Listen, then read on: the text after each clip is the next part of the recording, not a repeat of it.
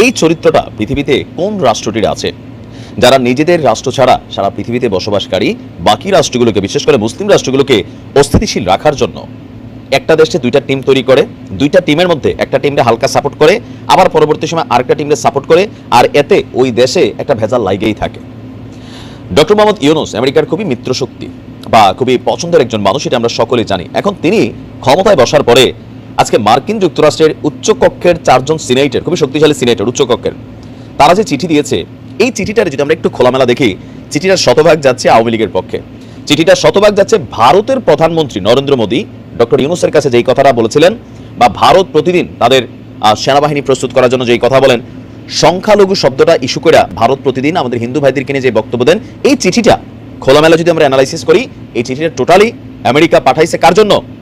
ভারতের পক্ষে। আর আওয়ামী লীগের পক্ষেই কিন্তু আমেরিকার এই অবস্থানটা যাচ্ছে।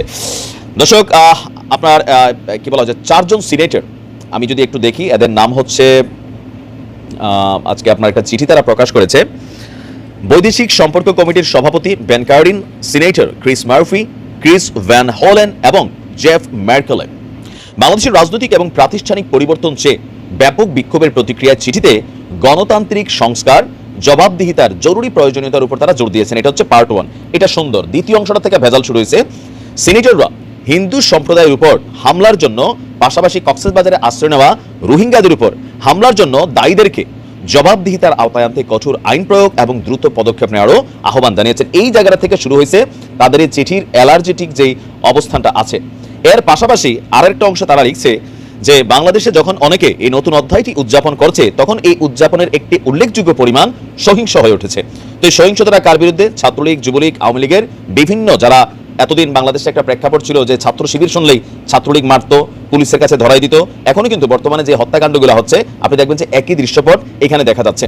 তো তারা সেই জিনিসটাকে কাউন্টার করে বলছে যে আপনার পুলিশের পাশাপাশি পুলিশের উপর যে হামলা হচ্ছে সেটা তারা মেনশন করেছে সংখ্যালঘু হিন্দু সম্প্রদায় এবং শেখ হাসিনা সরকারের সমর্থক বলে মনে করা প্রতিশোধের নথিভুক্ত প্রতিবেদন রয়েছে।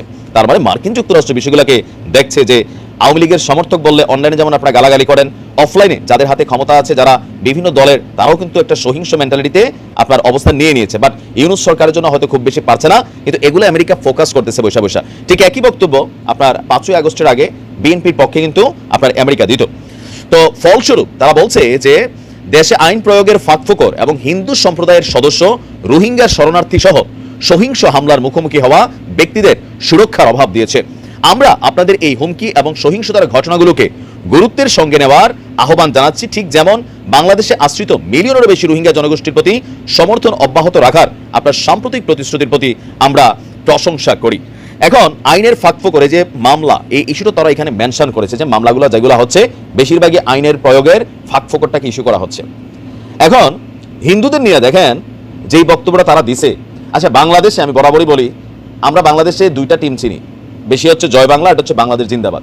এখন জয় বাংলা স্লোগানটা যেই দিচ্ছে, আওয়ামী লীগ ক্ষমতায় থাকাকালীন যারা জয় বাংলা বলে হিন্দু মুসলমান ডাজেন্ট ফ্যাক্ট সুবিধা নিছে, অন্যায় করছে, অত্যাচার করছে, সরকার পরিবর্তনের ফলে তারা কিন্তু বাটে পড়ছে। তো সেই বাটে পড়ার মধ্যে মুসলমানদের সংখ্যা আছে 99%, হিন্দু আছে 1%। বাট কোন হিন্দু? সাধারণ কোন রকম রাজনীতির সাথে নাই, সাধারণ কোন রকম ভেজালের সাথে নাই, এরকম হিন্দু? নাকি যারা জয় বাংলা বলে এতদিন মাঠের মধ্যে গরম টরম করে ঘুরছে, আবার যখন আওয়ামী লীগ ক্ষমতা ছিল বাংলাদেশ জিন্দাবাদ বলা লোকটা হিন্দু না মুসলমান দেখাকে নির্যাতন করা হয়েছে। বিএনপির মানুষ, তারেক জিয়া তো দেশের বাইরে, খালেদা জিয়া জেল খাটছে, মির্জা ফখরুল ইসলাম, রুহুল কবির রিজভী, সবাই তো ভাই আইনের ভেজালে পড়ছে। 2-1% হিন্দু যারা বাংলাদেশ জিন্দাবাদ বলছে বিএনপির, তারাও ভেজালে পড়ছে। হয়তো সারা বাংলাদেশে 100-র মধ্যে একটা ঘটনা ঘটছে যেখানে সাম্প্রদায়িক উস্কানিটা দিয়ে কোনো ঘটনা ঘটে যেতেছে। বাট দেখেন আমাদের মাদ্রাসার শিক্ষার্থীরা, জামাত ইসলাম, বিএনপি সবাই আমরা মিলে এখানে প্রোটেকশন দিয়েছি। এরপরেও কিন্তু ভারত সরকার কথায় কথায় বলে বাংলাদেশে হিন্দুরা নিরাপদ না, জামাত ক্ষমতায় আসলে এখানে নানান ঘটনা ঘটবে। এই বিষয়গুলাই তাদের অন্যতম মিত্রশক্তি আমেরিকা এখন এই কথাগুলো বলছে। ভারত কিন্তু বরাবর এই কথাগুলাই বলছে যে বাংলাদেশে সেনা মোতায়েন করবে, বাংলাদেশে হিন্দুরা নিরাপদ না। এটা নিয়ে ভারতের গণমাধ্যম, ভারতের সেলিব্রিটিরা কথা বলছে। ফাইনালি মার্কিন যুক্তরাষ্ট্র কিন্তু আবার একই বক্তব্য দিচ্ছে। এখন এই বক্তব্যগুলো এই মুহূর্তে ডক্টর ইউনূস সরকারের প্রতি একটা চাপ তৈরি করা। আর ওই যে প্যাচটা কোথায় লাগছে আমি বললাম না, চীন। প্যাচটা লাগেছে চীন, কারণ চীনের প্রতি এই মুহূর্তে যে মুভমেন্টটা বাংলাদেশের পলিটিক্সের অথবা পাকিস্তানের সাথে বাংলাদেশের যে সুসম্পর্ক, এটা কিন্তু আমেরিকা পছন্দ করছে না, ভারত তো করতেছেই না। ভারত মুখে না বললেও এখন এই কথাগুলা আমেরিকা বলা শুরু করছে।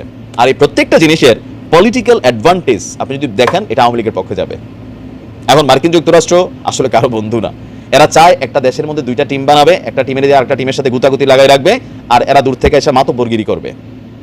এটাই হচ্ছে বাস্তবতা। ভালো থাকবে।